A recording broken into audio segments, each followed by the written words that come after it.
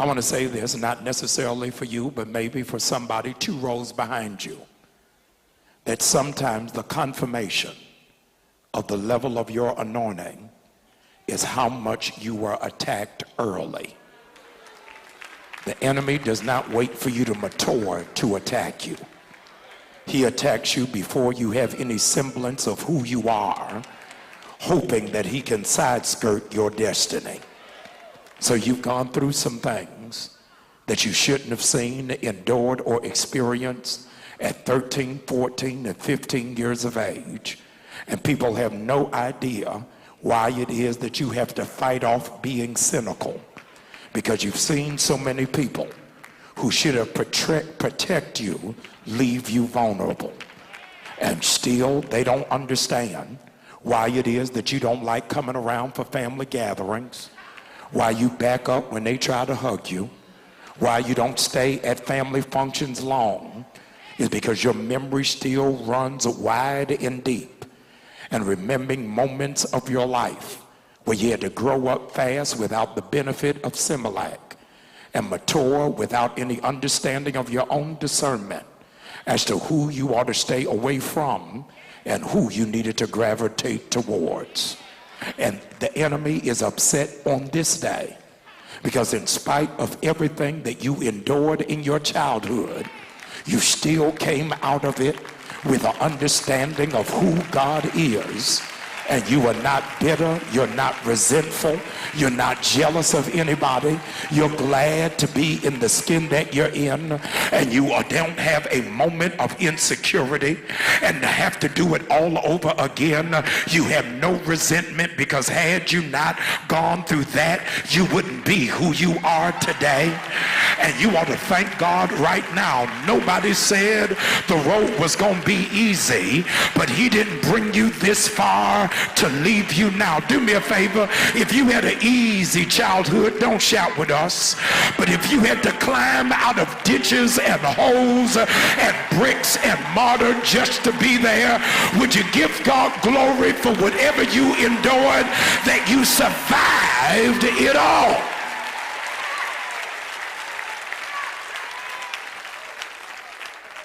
While horticulturalists and botanists are ecstatic about the frenzy of so many people going green, they've had to extend a warning to those who are new at trying their hand at doing gardening, because so many don't know how difficult it is to grow some vegetables. There are 3 vegetables that are challenging to grow. The Bible discusses the fruit of the Spirit, but for a moment I want to explore vegetables that have value and virtue. The first one, you may not even realize how difficult it is for it to grow, is cauliflower. Cauliflower is hard to grow. It's hard to grow. Why? Because it has a long growing season. So you have to start it early enough so that it can mature in hot temperature.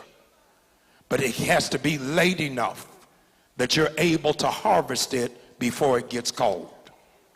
It's got to be in just the right temperature in order for it to grow, to maintain, and to survive.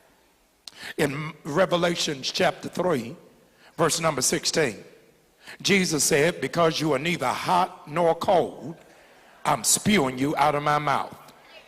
There are some of you, it was hard for you to grow because the temperature of your house was inconsistent. It was too cold because in your house they didn't know how to express healthy affection. It was too cold because you never heard your mother say that she loved you, or your father say he was proud of you. It was too cold because you did not know how to receive love that was not in fact nasty. It was too cold because you never felt as if you were enough or measured up. It was too cold because you had no words of affirmation.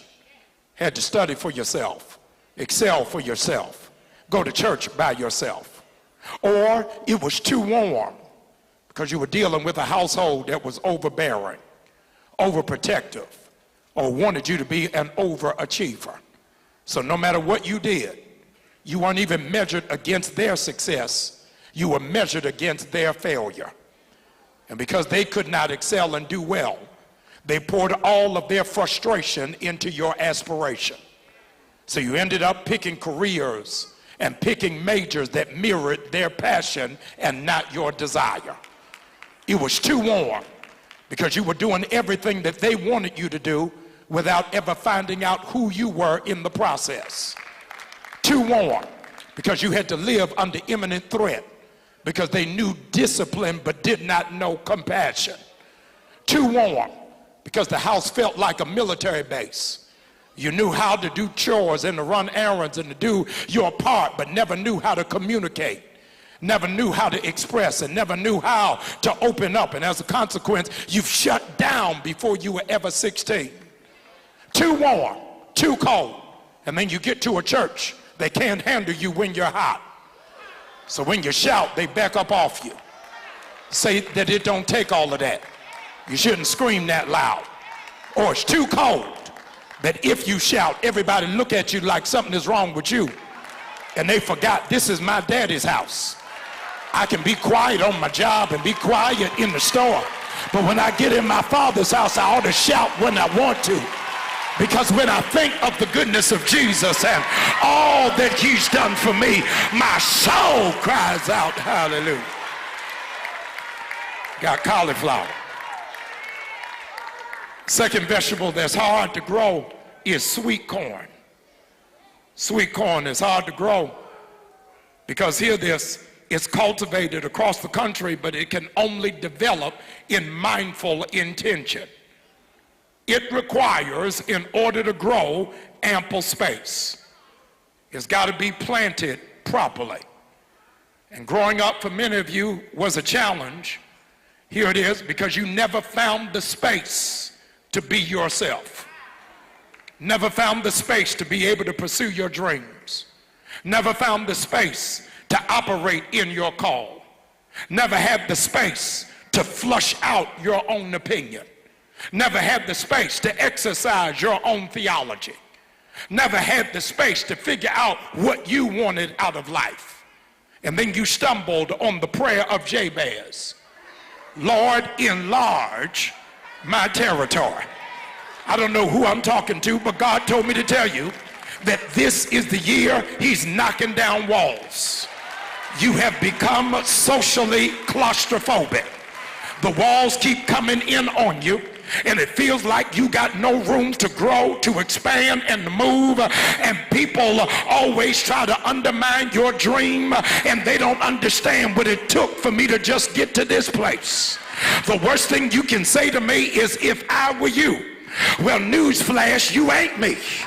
And because you're not me, you can't dictate what I want out of my life and what I want for my children and what I want for my family. I am tired of living up to other people's expectation just to be met with my own frustration. So God, you ain't got to deliver me from drugs or alcohol.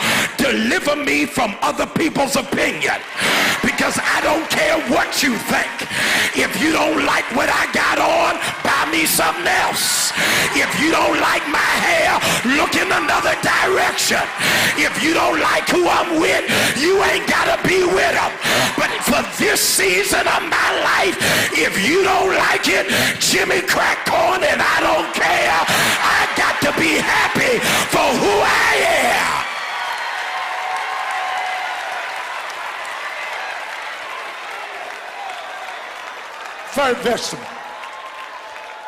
Third vegetable hard to grow. First is cauliflower. Second is sweet corn. Third vegetable that's hard to grow is eggplant.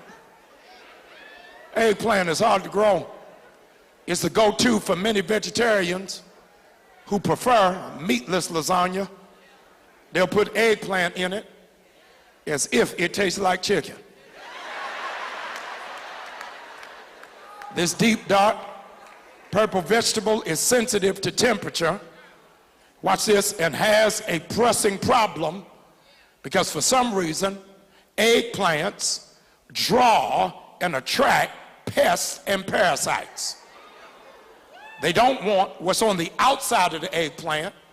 They have to get in it. And so in order for the pests and the parasites to get in it, it's got to go through the head of the eggplant. So if you look at an eggplant, it almost looks like it's been shot with a pellet gun from the holes that have been bored into from pests and parasites and flea beetles that go through the head in order to damage the body. You just missed what I said. It goes through the head to damage the body. For many people who are in this room, many people who are watching online, growing up was hard. Not because of parents or siblings, but because of toxic thinking. Because of what was in your mind. And what was in your mind started eating you alive. In your mind, you began entertaining thoughts. I'm not smart enough. I'm not pretty enough. I'm not tall enough. I'm not skinny enough. I don't fit in. Something is wrong with me. I reject my own body type. I start cutting my own flesh. I start thinking about suicide. I repress my own sexuality. I deny my own genius. I ignore my own call. I'm scared about other people's approval and opinion. So in my head, I am destroying myself before I ever have an opportunity to become myself. And so I am a terrorist to the assignment of God that is in operation in my life. And Jesus said, let this mind be in you. I'm talking to somebody in this room who don't even know how dangerous you are because of the ideas that are in your head. You are not regular. You ain't a pushover. You ain't the average Joe. You ain't mediocre. You think outside of the box. You dream in another perspective. You breathe another grade of oxygen. And mediocre, average, insignificant people can't stand you just because of your ideas. And God says that this is the year that everything that's in your imagination is going to turn into manifestation. Some of y'all can't shout because you ain't dreaming about nothing. But if you believe everything God put in my head is about to be in my hand, would you shout for your dream and shout for your idea and shout for your strategy and shout for your concept?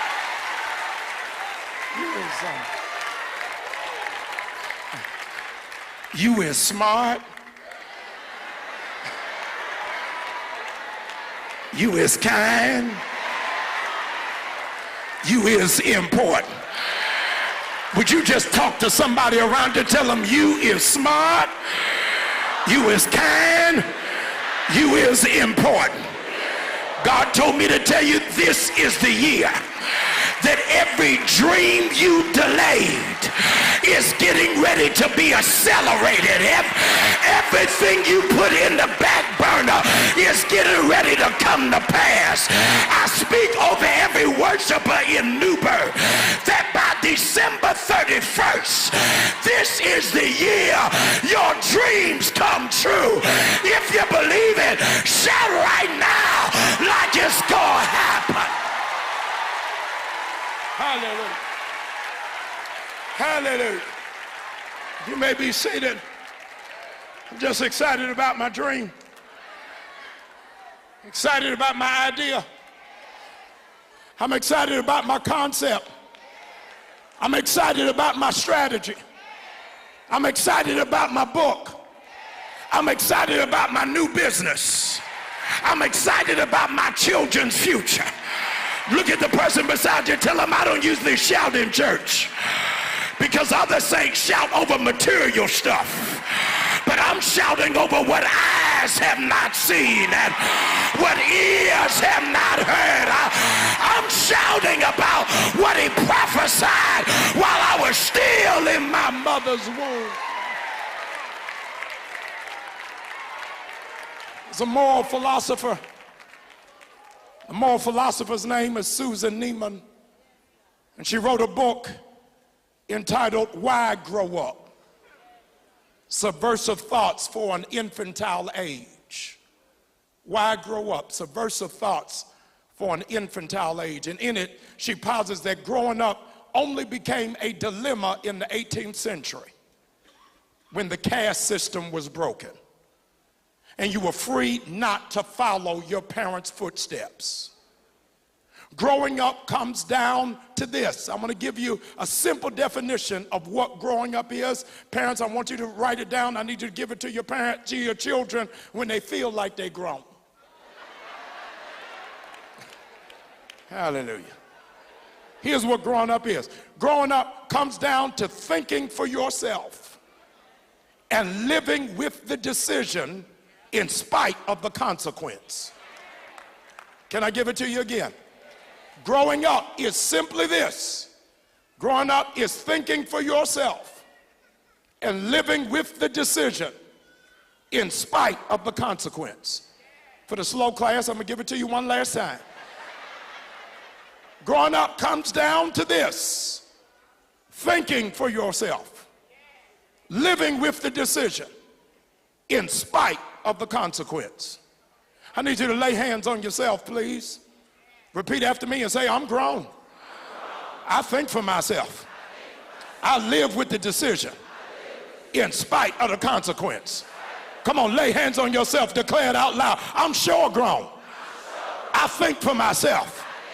I live with the decision in spite of the consequence.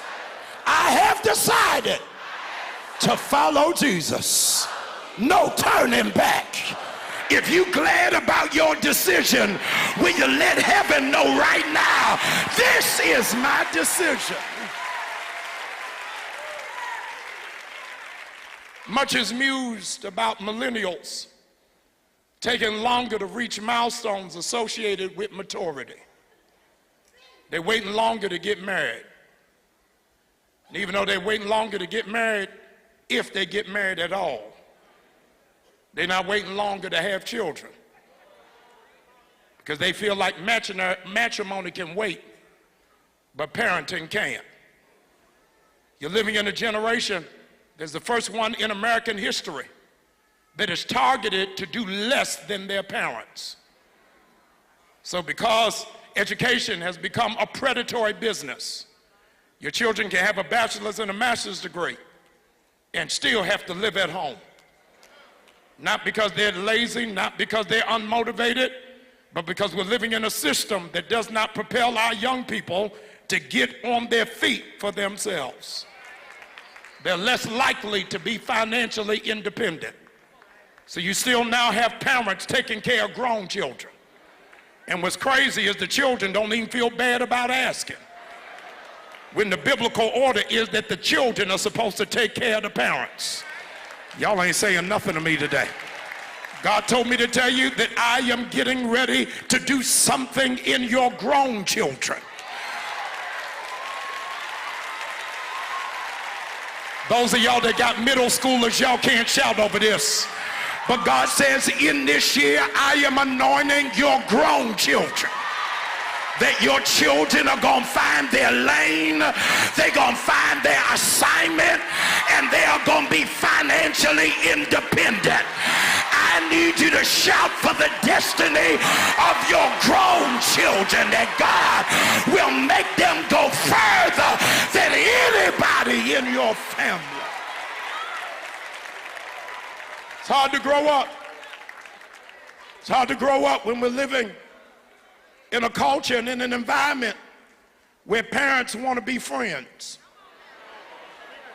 going to the club with their kids, y'all getting tattoos together. Y'all ain't saying nothing to me. So something is wrong when there is no level of accountability. Because I check you don't mean I'm hating on you. It means I love you. Y'all ain't saying nothing. I'm talking to those of us who were raised old school. You can do that smoking, but you ain't doing it in my house. You can cuss if you want, but not in my house. As for me and my house, we shall. Your kids ain't supposed to like you. Y'all ain't saying nothing to me. I said your kids are not supposed to like you. You are not a crossing guard. You are a parole officer. Make up your bed. Get down here. We all going to church. Y'all ain't saying nothing. I was raised in a generation, it don't matter how late you stayed out on Sunday morning, you better get your behind up and get to church.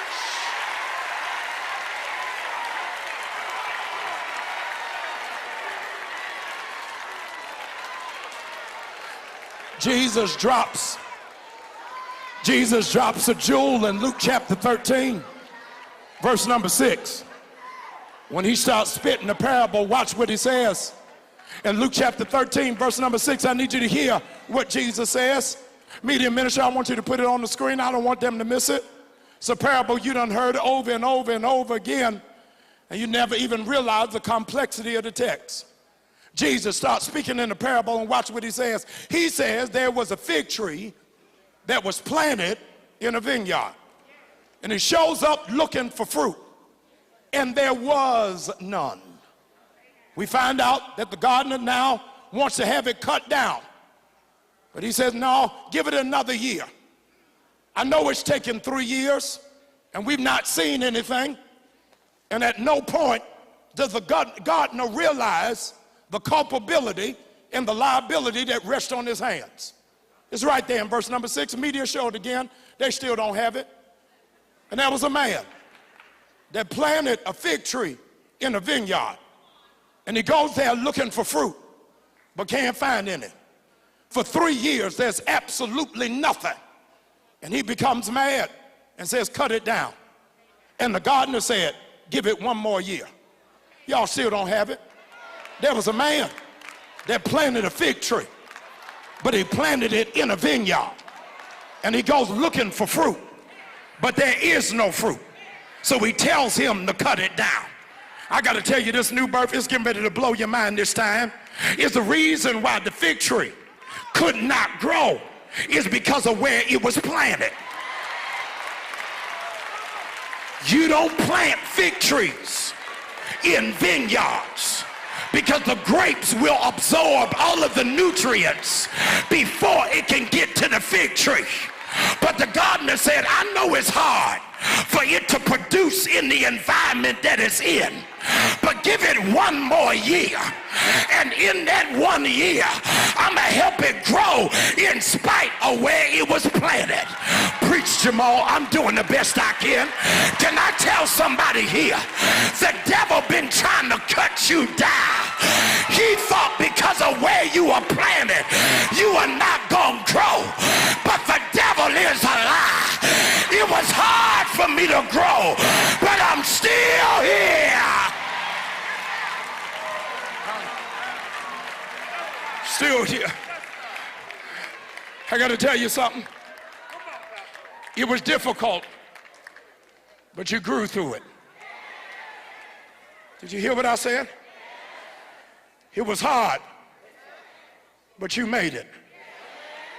Weaker people would have collapsed and couldn't handle the pressure. There were statistics and teachers and counselors that wanted to cut you down because they didn't know what you were dealing with at home. But God said, give me another year. I know your family was dysfunctional, but you still gonna grow. You gonna go through it in spite of the alcoholism in your father, in spite of the jealousy of your siblings, in spite of what happened in your cousin's basement, in spite of you being exposed to alcohol and drugs early. You still gonna go through it. You're gonna grow through it in spite of the fact you had an abortion at 13, in spite of the fact you had your first child at 15, in spite of the fact that your dad was in and out of jail, in spite of the fact that you were touched by a nasty neighbor, in spite of the fact that you were made to feel ashamed of your body, God said you still gonna grow.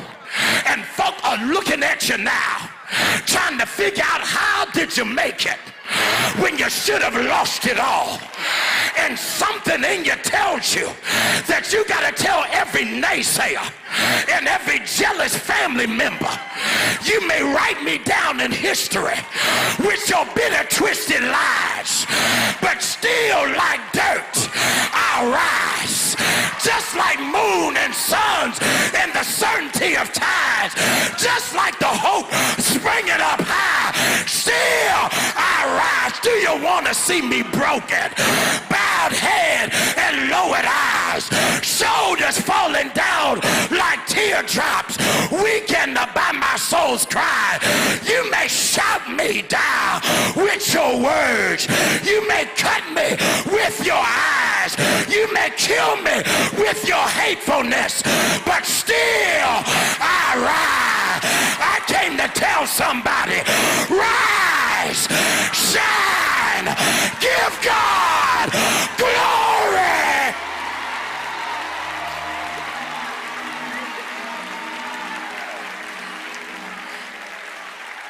For the last time, I'll ask you to be seated. For the last time, I want you to be seated. My time is up. Hallelujah. It's difficult, but I'm going to grow through it. It's hard, it's challenging, but I'm going to grow through it. I apologize because I think you've misappropriated this message. For some reason, unbeknownst to me, you thought this sermon was for you. Hallelujah. This sermon ain't for you. This sermon is for the children in your family.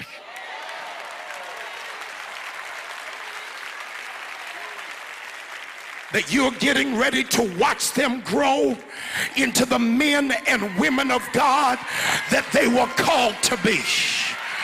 It is God's intention that your children will go further than you.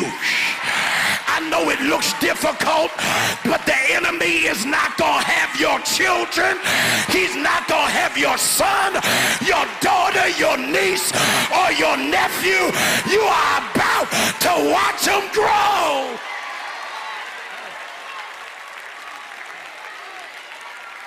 I want to say a word. I'm speaking to the parent of every teenager in this room. Lift up that hand. You get ready to watch them grow. I bind the spirit of rebellion. Bind the spirit of rejection. The spirit of disobedience. The spirit of the absence of discipline. I speak over the life over your children. That God is getting ready to do a complete turnaround into everything that is connected to them. I cancel the spirit of the Antichrist that would try to make them reject the spirit of Jesus Christ. I call into authority every offspring that is the fruit of your womb, that God is going to have them baptized in the spirit of the Holy Ghost. And those of you that believe this year your children are going to grow to another level, I dare you to worship for like you believe it's going to happen.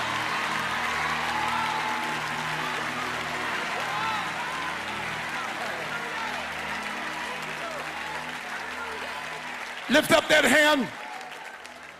Hear me? Put your hand down. You don't know who I'm talking to yet. Lift up that hand, parent, who is distant from your child. Y'all don't speak. Y'all don't get along. Y'all don't see each other. Y'all don't click. Y'all don't communicate. Y'all don't relate. Lift up that hand. God's getting ready to heal it. Hallelujah. I'm trying not to cry. I feel his glory right through here. In the next 21 days, get ready for the prodigal son to come home. I can't hear anybody. Get ready for a call from your daughter out of the blue.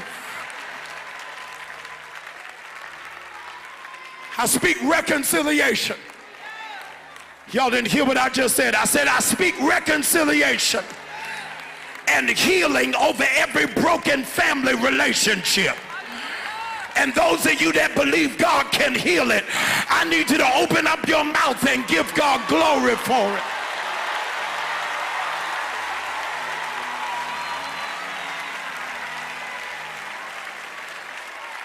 Last group and I'm gone.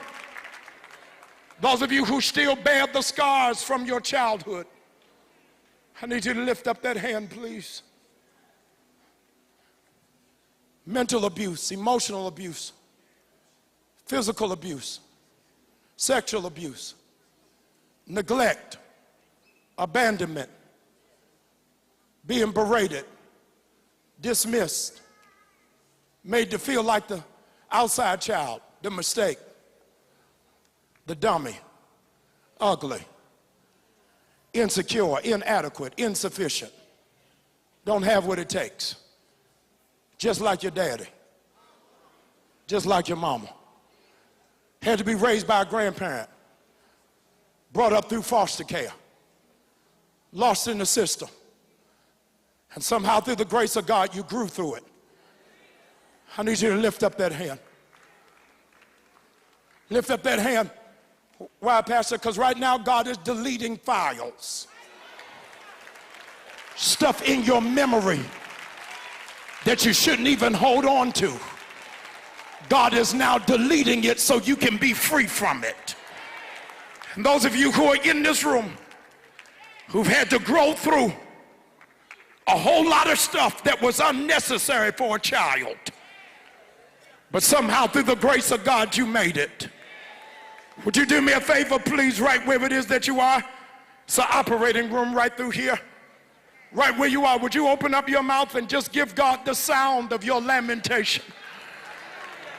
Come on, I can't hear anybody. Right where it is that you are. Is that all you got? Y'all ain't been through nothing. You ain't endured nothing. You ain't seen nothing. Hallelujah. You only got 10 seconds left.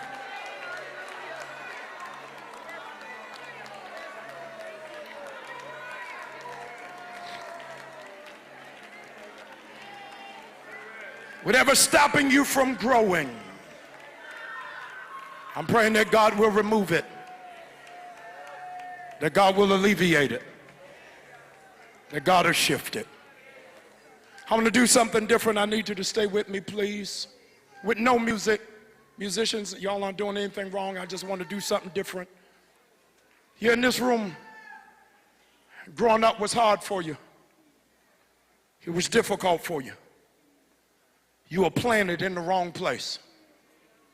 How much further would you be if you had supportive family? Where could you have gone if you were in an environment that actually valued education? What would you have achieved if they would have embraced your creativity? What would you have accomplished if they weren't threatened by your ideas? God says, I'm bringing you into the household of faith. I need you to do me a favor, please. Those of you who are in this room, growing up was hard for you, but you grew up through it. You grew over it. You grew to become who it is that God has for you. Everything that happened in your childhood was to set you up for the second Sunday in February.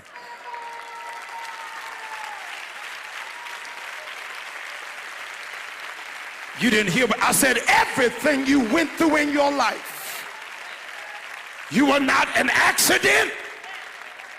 You are here by divine providence. You're here in this room. You're saying, Pastor, you got no idea. You just read my journal. I don't know where you got the key to my diary, how you got the password to my phone, but you just read the highlight clips of my whole household. And that's why I need to be in a household of faith. If you're in this room, the choir ain't singing, musicians ain't playing. Why? Because I don't want you to make an emotional decision. I want your mind to direct your heart, to override every inhibition that you had, because you know this is where you can finally call home. If you're here in this room and you're saying, Pastor, I need a church home. I need to get saved. I need a father that I can depend on, that I can trust. I'm telling you, New Birth is your church. There's 4,000 churches in Atlanta, none of them like New Birth. Y'all didn't hear what I just said. 4,000. I don't care how many of them you go to, none of them are going to make you feel at home. Wherever it is that you are, deacons, elders, I need you to help me. When you come, I need you to come up in this pulpit with me, please. Wherever it is that you are, I need you to come right where it is that you are. You're saying, Pastor, I need to join this church today. I need to get saved today. I need to get right with God today. Leaders, when they come, bring them up in the pulpit for me.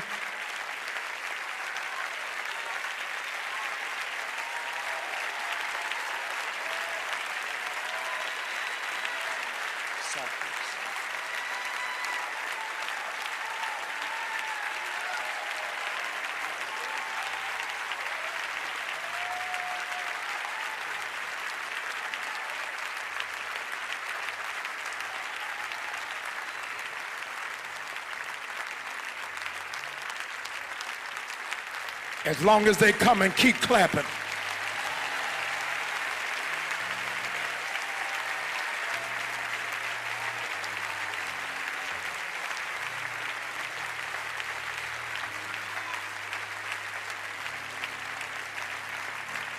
We want to be your family.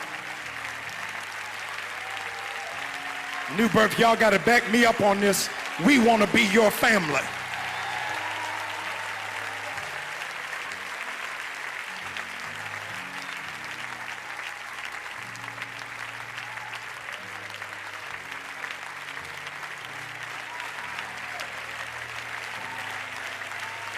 I need y'all to clap like this is a family reunion.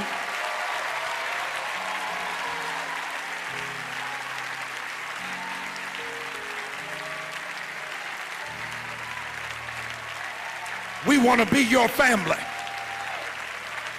Come on, y'all got to clap for them.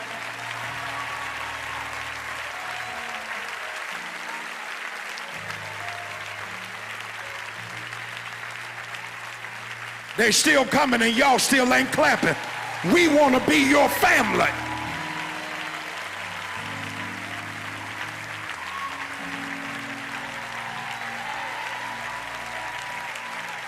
I'm calling teenagers, millennials, godchildren. Y'all ain't saying nothing to me.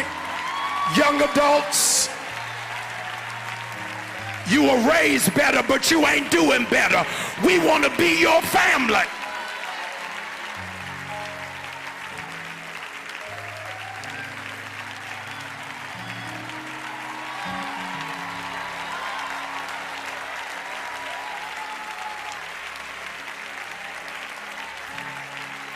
Come on, come on.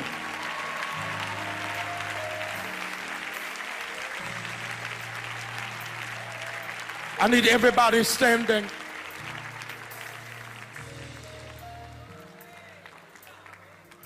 I need everybody standing.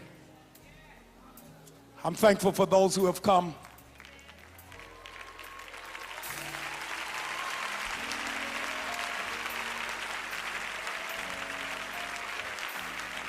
But there's some more that's getting ready to come. How many of y'all got a crazy family? If your hand ain't raised, you the crazy one in the family.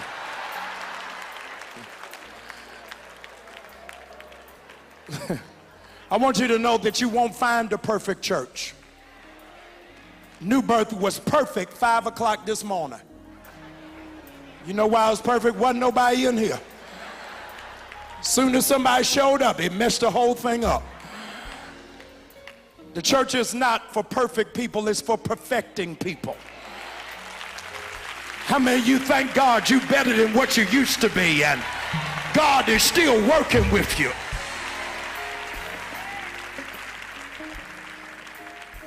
I don't know where it is that you are, but it's still about 20, there's about 20 of you still out there. And I'm trying to move as quick as I can. New Birth, y'all know what we do. Let's go to work. Everybody, please help me. Go find somebody you don't recognize. Walk right up on them and ask them, are they in the New Birth family? Come on, ask them real quick. Are they a part of the body of Christ called church? Do they have a ministry that they're growing in? If there's somebody else, I need you to come. Yes, I am. Y'all ain't talking to nobody. Come on, would you talk to 2 more people? Ask them for me. Are you sure you saved? Here they come. Come on. I am, and it's mine. Come on, give God some praise. I'm still here. And it's mine. Come on, give God some praise. I am, and it's mine.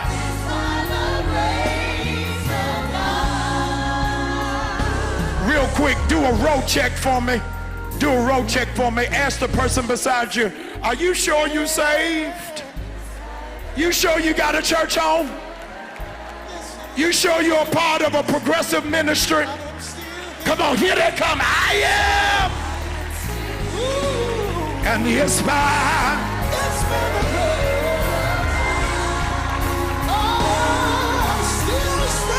Come on, give God some praise. I am still here.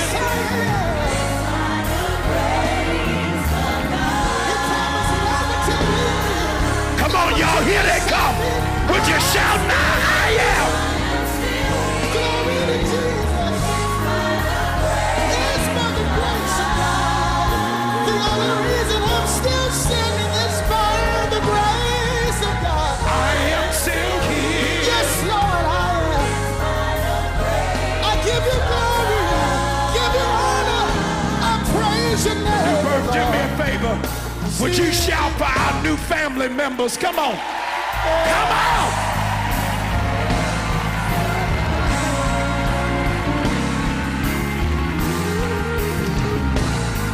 Listen, I want to see how much faith y'all got. How many of y'all believe there's 3 more people that need to get saved? Y'all believe that? Here comes one right now. Will you shout about it? Oh, yes, I'm waiting on 2 more of you. Here come number 2. Will y'all shout on it?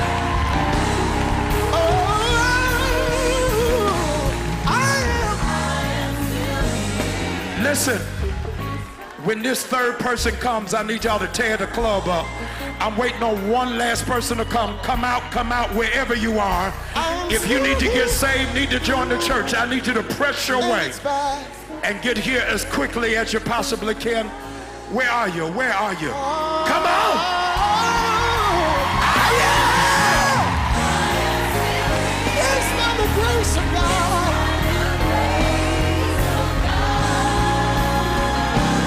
Thank you, Lord. Come on, I am still here. It's by the grace. Thank you, Jesus. Here come 3 more. Would y'all shout about it? I am still here. Thank you, Lord. It's by the grace. Y'all ought to shout right His now. grace and His Come on. mercy. I am still here. It's by the grace of God. Hallelujah. I'm still here. Yes, I am. Listen, hold on, Tiffany. Listen, it's still one more person. You holding up the whole service. Come on, we got stuff to do. We only got 29 shopping days left. I need you to hurry up so we can get to the mall. Wherever it is that you are, I need you to come. When this one last person comes, I promise you I'm finished. I'm waiting on that last person to come. Come on, I am still here. I am still here. Still here. Yeah. I'm still here. Yeah. I'm Here still comes somebody else. Yeah. Come on, I am still here.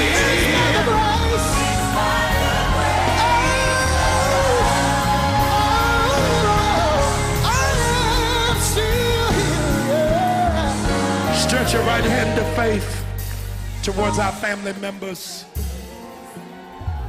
Man, we got a good looking family. New Birth, we were a good church until they came. Now that they're here, we're a great church. I need you to show your love. Will you give God some glory? Come on, give God some glory. Stretch your right hand to faith towards them. Repeat after me. You're in the right place at the right time, joining the right church, serving the only God. And I know that's right. Show you're right. If you know I'm right, give God some praise right now. As that you'll follow us out this way, please. New Birth, give God a major shout of thanksgiving for all of them.